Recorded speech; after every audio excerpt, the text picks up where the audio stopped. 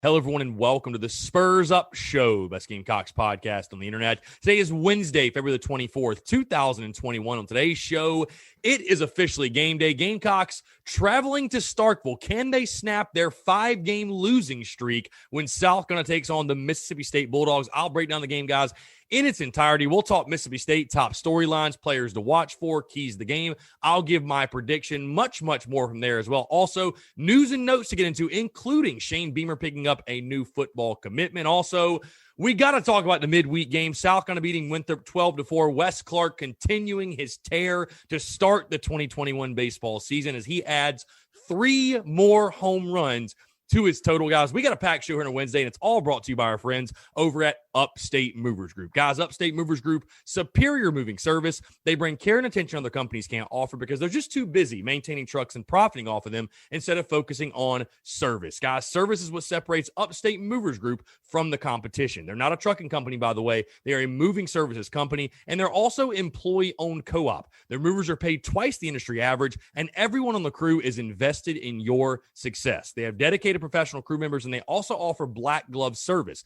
They offer end-to-end packing services, custom crating and packaging for special items, and cleaning services as well. They're founded by Greenville natives and University of South Carolina alumni, guys, so a Gamecock-owned small business. They also offer 20 years of project management moving experience, and they can offer logistics and solutions that traditional moving companies simply do not have the skills for. Guys, whether you're in the upstate or across the state of South Carolina, if you have any moving needs in 2021, be sure to check out our friends over at Upstate Movers Group. You can find them on social media at Upstate Movers Group. And of course, if you have any further questions, go to their website, upstatemoversgroup.com. That's upstatemoversgroup.com. Be sure to check them out and tell them Chris from the Spurs Up Show sent you. Let's get it.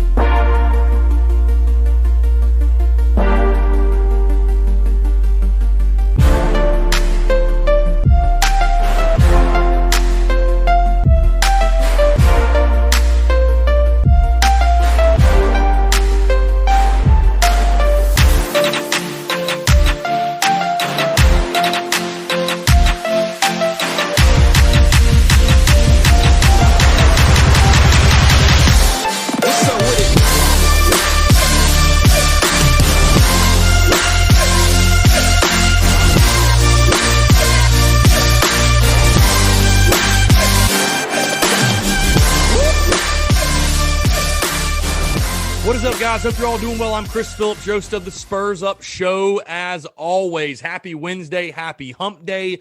Hope you're having a fantastic day, whether you're in the office, on the commute there, home, you have the day off, whatever it might be, guys. Hope you're all doing well on this Wednesday, this game day episode of the Spurs Up Show, guys, as we sit here February the 24th, 2021. If I sound a little more excited than normal, a little giddy, it's because I just watched South Carolina hit, about 1,000 home runs against Winthrop pitching at Founders Park. Going to talk about that game a little bit more in its entirety a little bit later, but we've got to start first, of course, on the basketball side of things, because I know a lot of you are saying, Chris, let's just let the season end. Let's not even talk basketball anymore. Let's get it over with. We will not do that. I refuse to do that. We've got 3 more games left, and South Carolina is looking to snap its 5-game losing streak tonight in Starkville. Let's talk about it. Gamecocks traveling to Starkville to Humphrey Coliseum to take on the Mississippi State Bulldogs. 7 o'clock tip-off on the SEC Network. Gamecocks in this one, a 6-point underdog, over-under set at 145.5. Guys, if you remember, South Carolina actually faced Mississippi State just a few weeks ago, lost by 16 points. So again, a 6-point underdog in Starkville tonight. Taking a look at the Bulldogs there, 12-11 overall, 6-8 in the conference. Their head coach, Ben Howland, averaging 70.1 points per game, holding their opponents to just 66.4 points per game. Mississippi State shoots 45% from the field, 36% from 3, and they allow just 41% from the field and 33% from three-point range. So overall, a pretty good damn defensive team, I might add. Only giving up 66 points and then 41 and 33 from the field. So pretty solid defensively from the Bulldogs in this one. All right, let's talk top storylines, guys.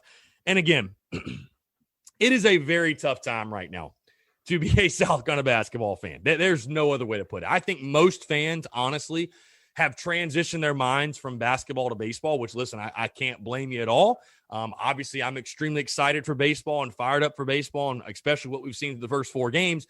how could you not be? But again, I refuse to be. I've always prided myself on the Spurs Up show being well-rounded and not being focused solely on one sport. There's shows out there, there's entities that cover just football, right? Or maybe some focus more on basketball than baseball. I really try to be as well-rounded as I possibly can and show love to all the sports because I love Gamecock basketball. I really do. My top storyline is this, though. With just 3 games remaining on the schedule. And again, you might add those games that you missed. You might make them up. Who knows what's going to happen at this point in the season. But right now, you've got 3 games scheduled remaining. Okay? You're on a 5-game losing streak. And I picked South Carolina to win over the weekend, by the way, in case you guys forgot. I picked the Gamecocks. I thought they were going to snap that losing streak.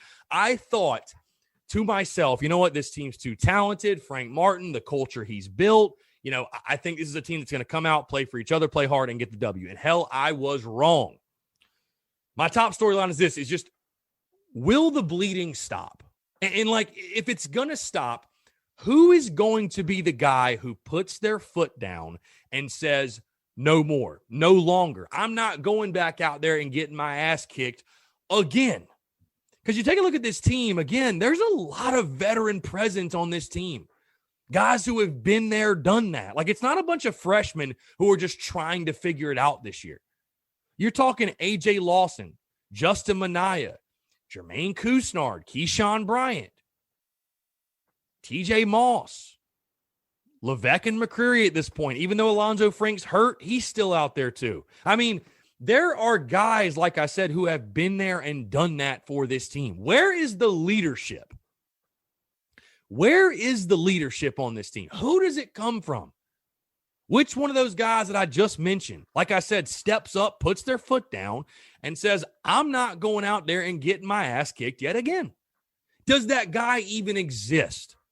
Is there a guy on this roster who's capable of doing that? Who's capable of being that guy? Who is it? Or will we see South kind of close out this season on an 8-game losing streak and go down without a fight, and that'll be it? I don't want to believe that's the case. I really don't. So again, will the bleeding stop? Is this the night the bleeding stops? We'll see. Another big storyline for me, talking about the Gamecocks roster, and that is the health of Jermaine Couisnard. Will he return tonight? Again, I know this is a dude who's been streaky, who's been very cold this season. I think he's averaging 8 points per game. It's been a bad season. It's been one to forget for Jermaine Couisnard. But this team is better off with him in the lineup. Does he return tonight? And if he does, what type of impact does he have? Has he had a breakout game, quote unquote, for South Carolina this year? I really can't remember. I cannot recall a game that we were like, oh, that was the Jermaine Couisnard game. He went off. He hasn't. Does he return? And if he does, do we finally see that from him this season? What we all know that he's capable of. Another storyline for me, revenge on the road. Hey, they beat you by 16 on your home floor. Mississippi State, if you guys remember, the Gamecocks were favored the first time they took on the Bulldogs. If you remember correctly, that game followed the big upset win over the Florida Gators and started this 5-game losing streak, actually. What did South Carolina learn from that first matchup? Can they take what they learned and apply it to this game and get some revenge? Again, you're a 6-point underdog. And with the way you've been playing, hell, that doesn't feel like enough. But can South Carolina come together, band together, find a way again to take what it learned from that first game and find some revenge, extract their revenge on Mississippi State?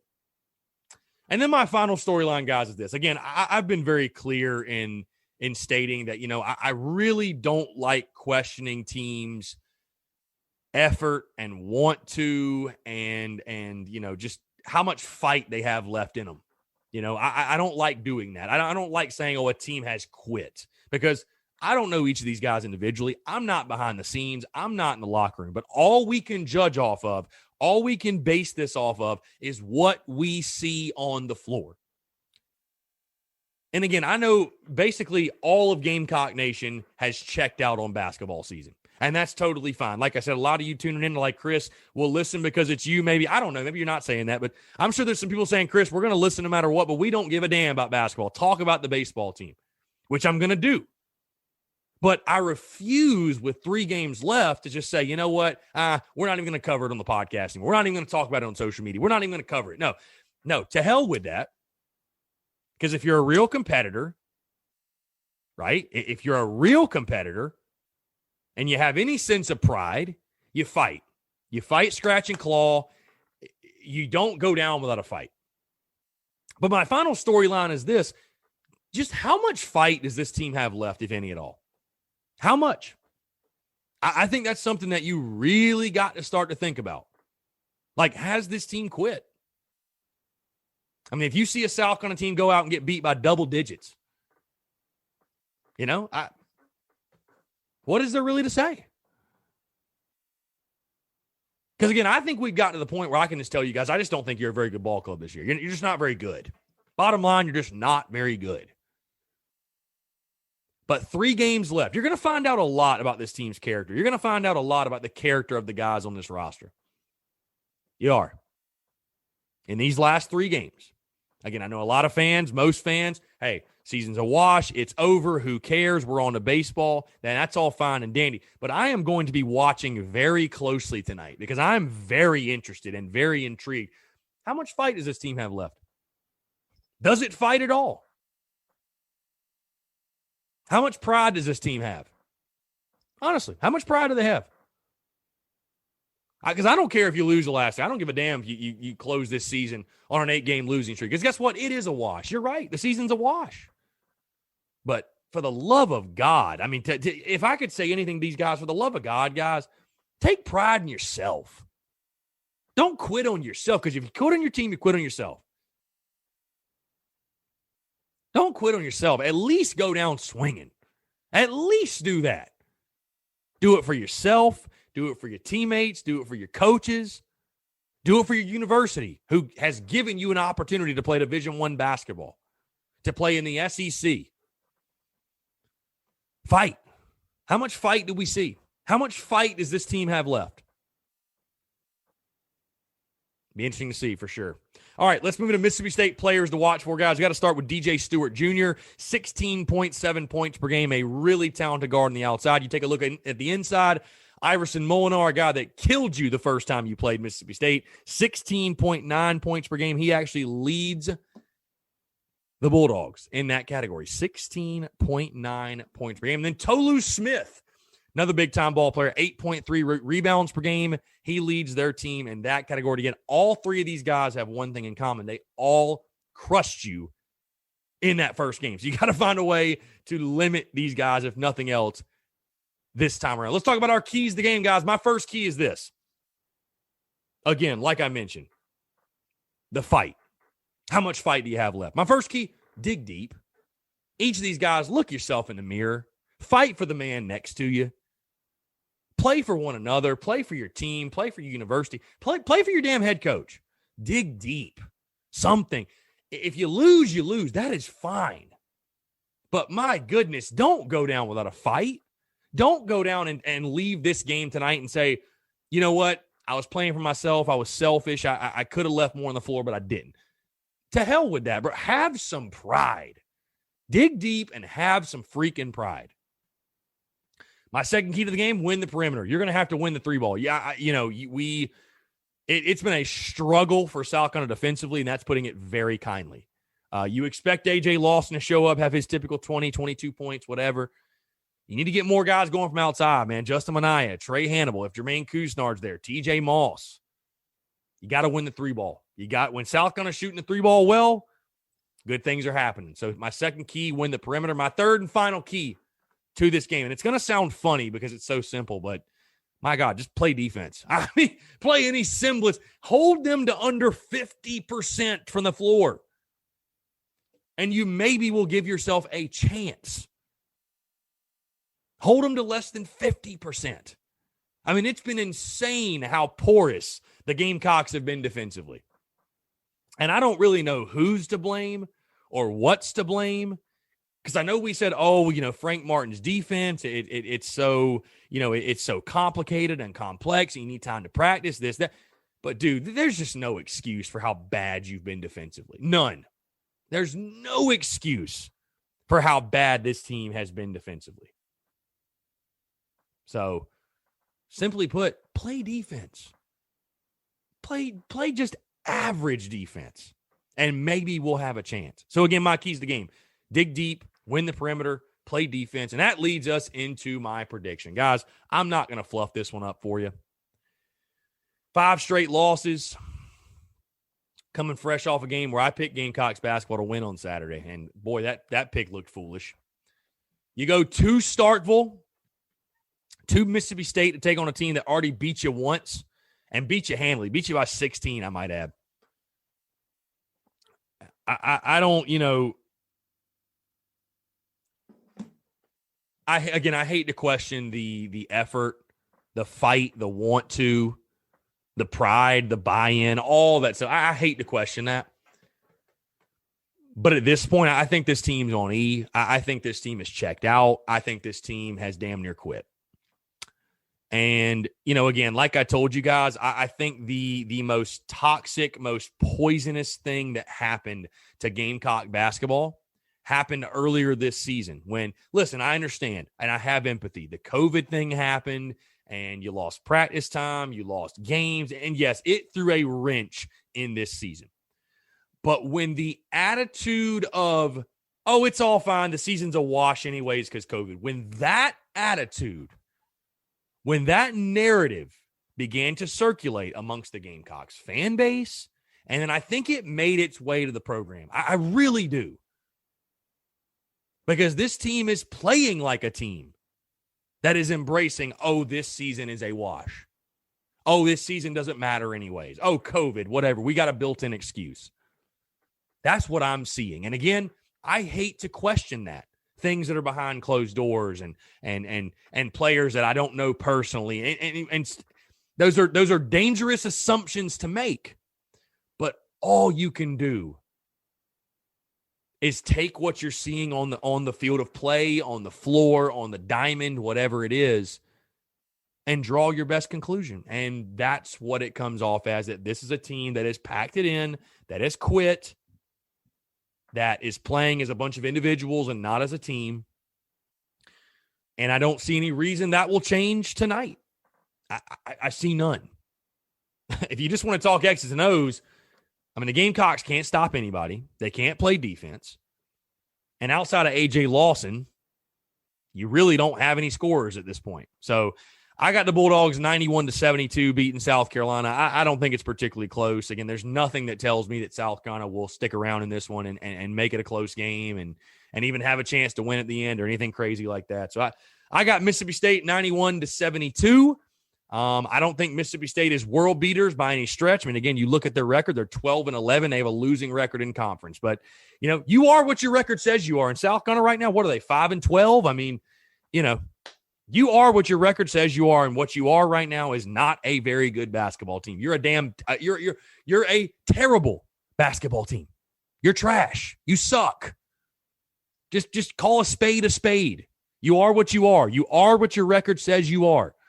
And fans can do this whole feel-good thing about, oh, A.J. Lawson this and Justin Minaya that and Trey Hannibal. And no, we suck, guys. We flat out suck. And there's no other way to put it.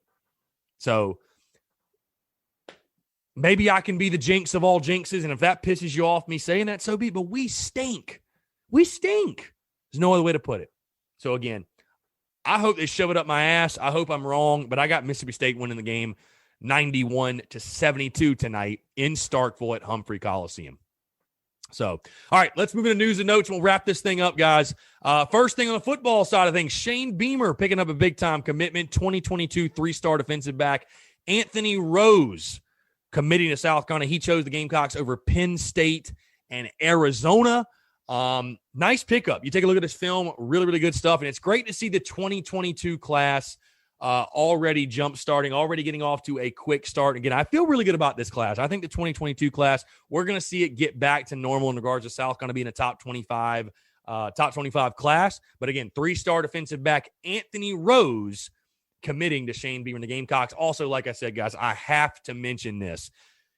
The midweek game last night, South Carolina beating Winthrop 12-4. The power display at Founders Park. Wes Clarke. Listen, I don't know what this dude's eating. I don't know what he's doing. Wes, if you're listening, chill out, my guy, because they're going to start checking the bats. They're going to start having suspicions about what in the world is going on in Columbia. My guy, relax. We got a long season ahead. No, seriously, bro. I mean, you can't listen. You had a really nice offensive weekend against Dayton. You did. You hit 7 home runs in 3 games against Dayton. Really nice. You hit 7 home runs alone last night against Winthrop. Again, it's Winthrop. We understand that. And the competition certainly takes a bump up this weekend when you take on the Clemson Tigers. But still, you handle business in the midweek. I thought on the bump to Will Sanders, phenomenal. I think he's the next big time arm at South Carolina. I could see him being the Friday night starter as soon as next year. I mean, a guy that's 6'6", long, lanky, has room to build in the body. Those 95, 96 already. The stuff is there. And again, you saw a bunch of youngsters get in. And you love to see that in the midweek when you can pull away and give guys opportunities. Hey, Josiah Seitler in the DH, he went yard for you. And a bunch of other guys had great games as well. Again, a little sloppy early on, but I love the way South Carolina responded. Once that game got tied 3-3, responded just how I'd expect them to, and took care of business. And now, like I said, guys, we sit here on Wednesday, the Clemson series upcoming this weekend. Guys, if you have questions for that, by the way, we're going to be dropping a ton of content this week and, of course, all throughout the weekend. But taking your questions, comments, calls on Instagram, Twitter, and Facebook for the show tomorrow, because I will be breaking down, previewing all that good stuff, the rivalry series between Carolina and Clemson upcoming this week, and going to have that full breakdown on tomorrow's show. And obviously, again, as you guys know, I'm giddy, I'm excited, I'm fired up. It's like my Super Bowl. If you guys didn't know, I am so fired up. Again, the 4-0 Gamecocks ranked 17th in the country, going to take on the undefeated Clemson Tigers. You could not ask for a better setup, a better situation, a better scenario. If you're a Gamecock fan, hell, if you're a Clemson fan, if you're a college baseball fan, the best rivalry in college baseball, taking the field this weekend. Again, like I said, guys, tons of content coming from us, coming from yours truly. I might even write a couple of articles. You never know. And again, we're going to have live pregame and postgame shows from all 3 games. Also, that reminds me, pregame and postgame show tonight before the basketball game. I'll go live 6 to 6:30 before the Gamecocks take on Mississippi State at 7, and then postgame show, of course, following right after. But guys, this has been a fun Wednesday. Game day. Again, appreciate you all tuning in. Hope you all have a great day. Thank you so much for the love, support, sharing the content, consuming the content, showing love to the content. Again, it means the world to me. And again, I feel really good about what we're doing right now. We've added a couple of writers. I've got my editor, Josh, who's helping me out. We're pumping out content left and right. Content bleeding out the eyeballs, guys. Exciting times to be a Gamecock fan. Exciting times to be following along with the Spurs Up Show. And again, thank you guys so much, because you guys make this thing go. The love and support you guys show, it absolutely means the world. So again, guys, thank you so much. Hope you all have a great rest of your day. Go Cox, beat Mississippi State, and we'll talk to you tomorrow. Thanks so much, guys.